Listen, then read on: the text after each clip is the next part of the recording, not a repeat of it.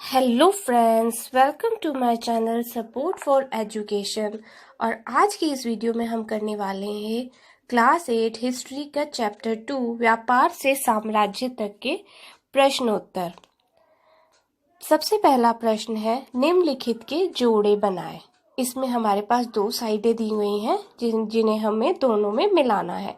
इसमें सबसे पहला है दीवानी। दीवानी क्या होता था? भू राजस्व वसूल करने का अधिकार, उसको दीवानी कहते थे। दूसरा है शेरशाह मैसूर। कौन कहलाता था? टीपू सुल्तान। तो इसको हम टीपू सुल्तान के साथ जोड़ेंगे। अगला है फौजदारी अदालत। इसको हम फौजदारी अदालत से जोड़ेंगे। एक अगला है रानी चेन्नम्मा। रानी चेन्नम्मा कौन थी? कितूर में अंग्रेज विरोधी आंदोलनों का नेतृत्व किया था रानी चेन्नम्मा ने। अगला है सिपाही। सिपाही को हम सिपॉय से जोड़ेंगे क्योंकि सिपॉय सिपाही शब्द से बना है। अगला है वॉरेन हेस्टिंग। वॉरेन हेस्टिंग कौन थे? भारत के पहले गवर्नर जनरल थे, तो हम उसे भारत का पहला गवर्नर जनरल से मिलाएंगे। अब बढ़ते हैं अगले प्रश्न पर। प्रश्न 2, खाली स्थान भरे। इसमें सबसे पहला है बंगाल पर अंग्रेजों की जीत डैश की जंग से शुरू हुई। किस जंग से शुरू हुई? प्लासी।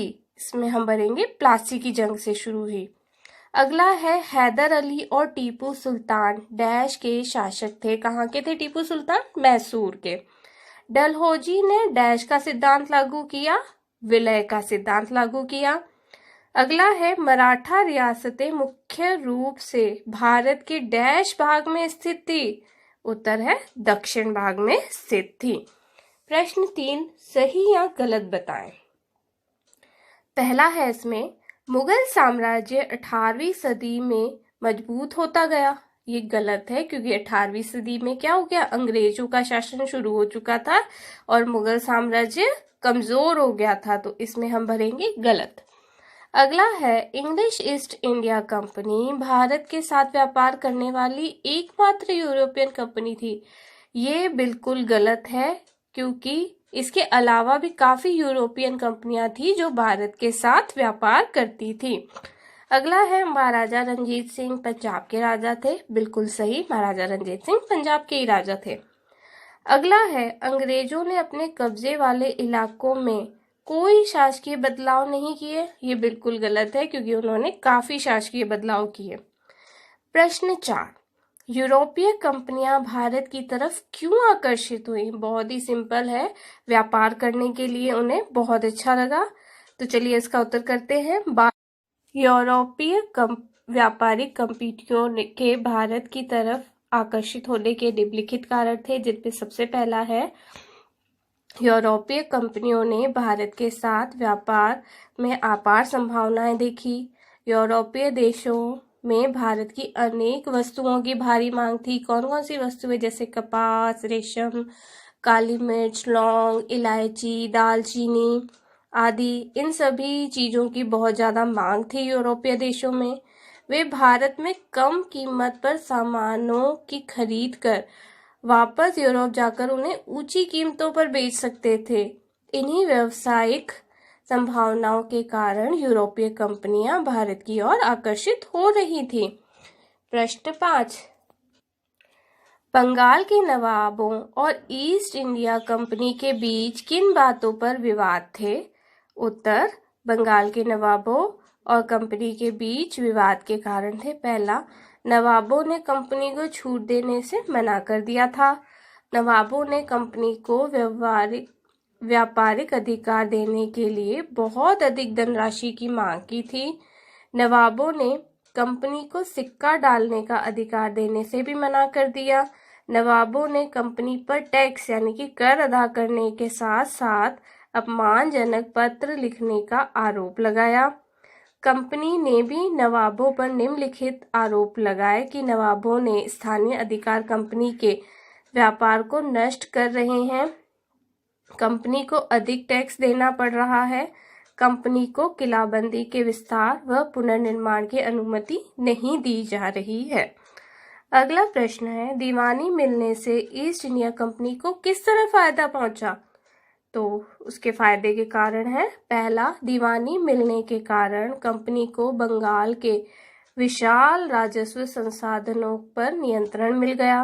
दूसरा, कंपनी भारत से ज्यादातर वस्तुएं ब्रिटेन से लाए गए सोने चांदी के बदले खरीदती थी, लेकिन अब उसे ब्रिटेन से सोना चांदी लाने की आवश्यकता ही नहीं रही। अगला है, अब कंपनी भारत से होने वाले लाभ से अपने खर्च चला सकती थी, जैसे सूती रेशमी कपड़ा खरीदना, अपनी सेना के खर्चे की पूर्ति करना और कलकत्ता में किले और दफ्तरों के निर्माण का खर्चा उठाना इत्यादि। प्रश्न 7, east India company Tipu Sultan को खतरा क्यों मानती थी? उत्तर, टीपू सुल्तान को कंपनी द्वारा खतरा मानने के निम्न कारण थे। पहला, मालाबार तट पर होने वाला व्यापार मैसूर रियासत के नियंत्रण में था, जहां से कंपनी काली मिर्च और इलायची खरीदती थी। टीपू सुल्तान ने अपनी रियासत के बंदरगाहों से होने वाले निर्यात पर रोक लगा दी। दूसरा, टीपू सुल्तान ने स्थानीय सौदागरों को भी कंपनी के साथ व्यापार करने से रोक दिया। तीसरा, टीपू सुल्तान ने भारत में रहने वाले फ्रांसीसी यूरोपियों से घनिष्ठ संबंध स्थापित किए और उनकी मदद से वे अपनी सेना का आधुनिकीकरण किया उन्होंने।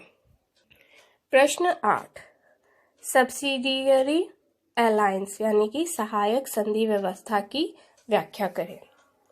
उत्तर, सहायक संधि का अर्थ है गवर्नर जनरल लॉर्ड वेलेली ने भारत में कंपनी के शासन के विस्तार के उद्देश्य से सहायक संधि को अपनाया था। इसे सहायक संधि इसलिए कहा गया कि जो भी भारतीय शासक इस संधि की शर्तों को मानने के लिए तैयार हो जाता था, कंपनी उसकी सुरक्षा में पूर्ण सहयोग करने का वादा करती थी। सहायक संधि की शर्तें, पहली है, भारतीय शासकों को अपनी स्वतंत्र सेना रखने की इजाजत नहीं होगी। दूसरा, जिन शासकों की सुरक्षा का भार कंपनी पर होगा, वे इसके लिए कंपनी को शुल्क प्रदान करेंगे। शुल्क नहीं देने की स्थिति में कंपनी दंड के रूप में शुल्क के बराबर राजस्व वाला क्षेत्र शासक से छीन लेगी।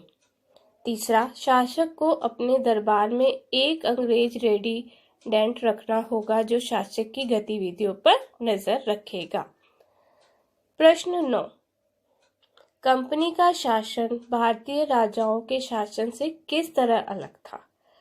तो इसका उत्तर है, पहला तो ये कि भारतीय राजाओं ने अपने राज्य का प्रशासनिक तथा राजस्व विभाजन विभिन्न इकाइयों में कर रखा था, परंतु ये इकाइयां ब्रिटिश प्रशासनिक एवं राजस्व इकाइयों की तरह प्रभावी नहीं थी। कंपनी ने प्रेसिडेंसी के रूप में एक नई प्रशासनिक इकाई बनाई थी जिसका शासन गवर्नर के पास होता था। दूसरा, कंपनी द्वारा पुलिस तथा राजस्व व्यवस्था में काफी सुधार किया गया था, जबकि भारतीय शासकों द्वारा पुलिस तथा राजस्व व्यवस्था को सुधारने के लिए किसी भी प्रकार का प्रयास नहीं किया गया था।